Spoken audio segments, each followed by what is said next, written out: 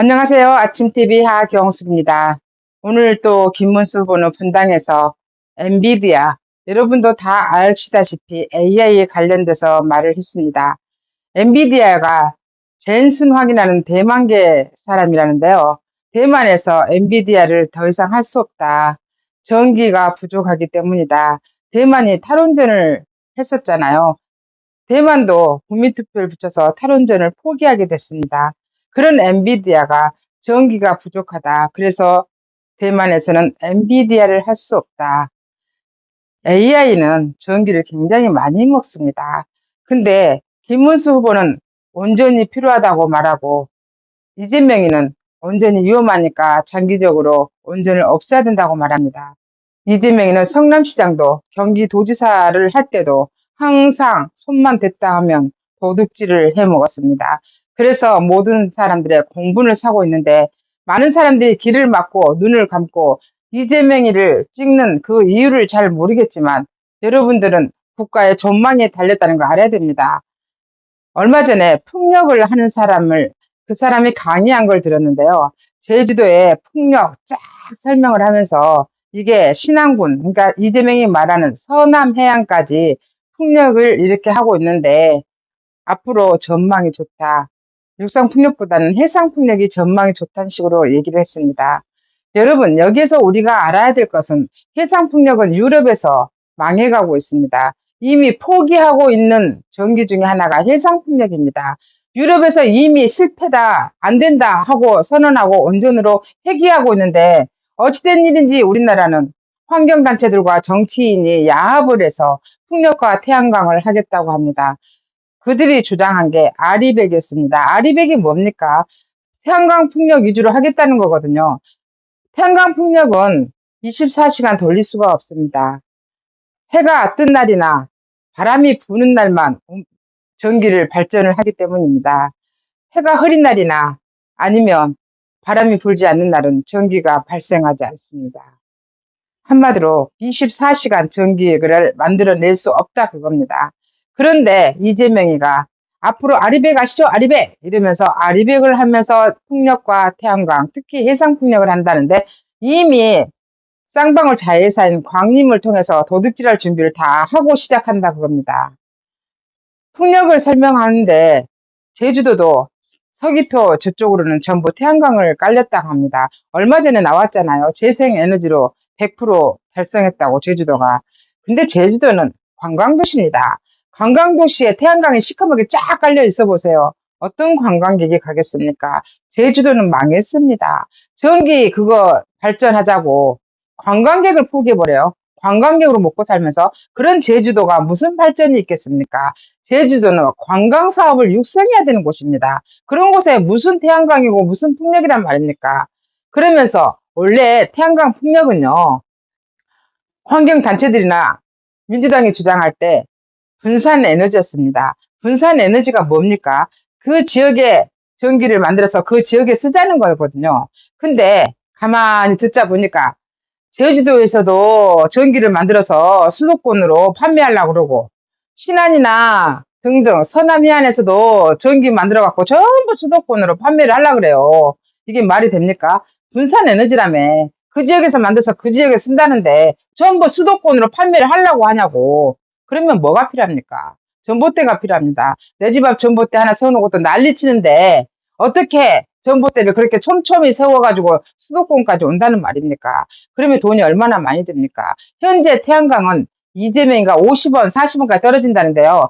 저런 거짓말쟁이도 누군가가 고발해야 됩니다.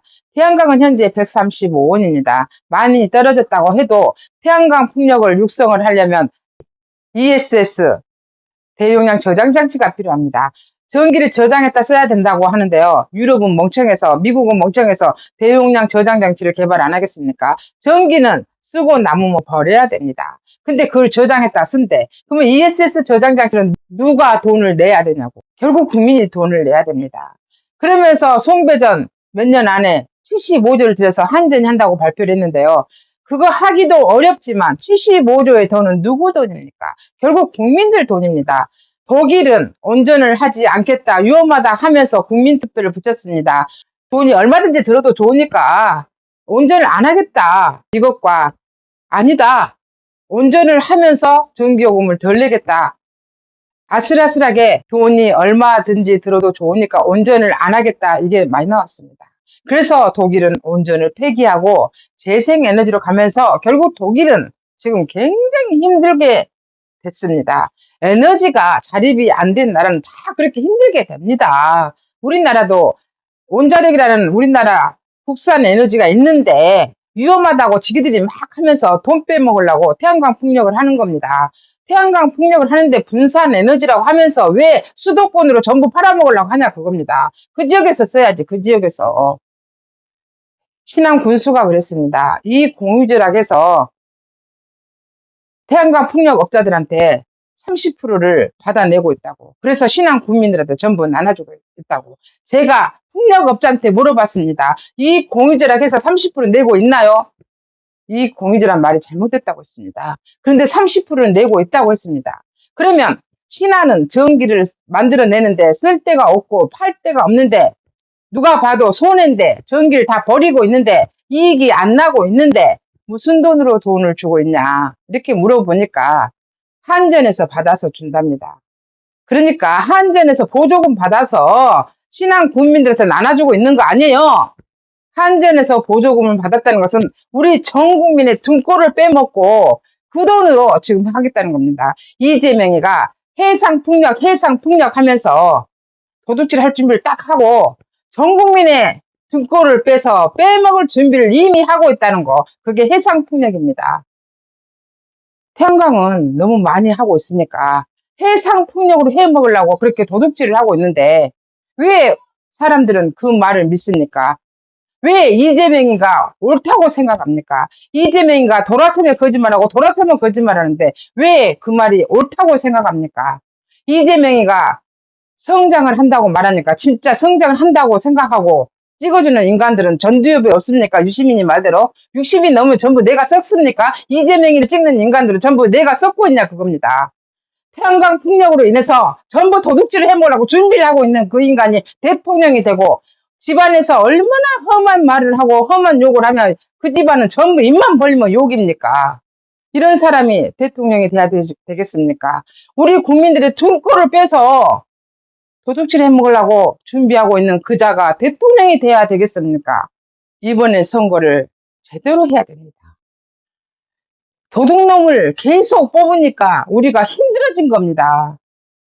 경기도지사 했던 김문수가 도둑질을 안 하니까 저렇게 많은 일을 하는데 세상에 판교에 나는 에디슨이 만든 제네럴 일렉트로닉 그 연구소까지 다 김문수가 가지고 온 줄 몰랐네. 일자리 대통령을 한다고 하잖아요. 25만원 나눠줄 생각하지 말고 250만원, 2,500만원을 벌게 해주는 게 복지입니다. 청년들이 돈을 벌 수 있고 청년들이 취직을 할 수 있게 해야 됩니다. 일자리가 없어서 청년들이 취직 안 합니까? 눈높이에 맞는 자기 마음에 맞는 회사가 없기 때문에 집에서 놀고 있는 거 아닙니까? 지금 현대도 나가고 있습니다. 이게 말이 됩니까? 현대제철도 31조 들여서 미국으로 간다고 하잖아요. 이게 노조 때문입니다. 왜 대기업을 계속 미국에 뺏깁니까? 트럼프가 나쁜 놈입니까? 트럼프도 능력자입니다. 그러니까 다른 나라 그 큰 회사를 자기 나라로 끌어들이잖아요. 우리나라의 회사를 왜 남의 나라를 뺏깁니까? 이재명이가 짓고 나면 다 뺏기게 되어 있습니다. 이래서 우리는 일자리를 만든다는 대통령, 깨끗한 대통령, 김문수를 찍어야 됩니다. 이재명이가 지금 태양광으로 인해서 도둑질을 하려고 준비를 하고 있잖아요. 분산에너지 사기입니다. 왜 그 지역에서 써야지 수도권으로 전부 팔아먹을 생각만 하냐고. 되지도 않을 짓을. 언제까지 국민들이 멍청이 바보로 아냐고. 우리 다 알아버렸어. 이재명이를 찍으면 나라가 망합니다. 절대로 이재명이가 대통령이 돼서는 안 되는 이유입니다. 어떻게 해상풍력으로 또 도둑질을 하려고 준비를 하고 있단 말입니까? 지금까지 진실을 알려드리는 아침TV 박영숙이었습니다.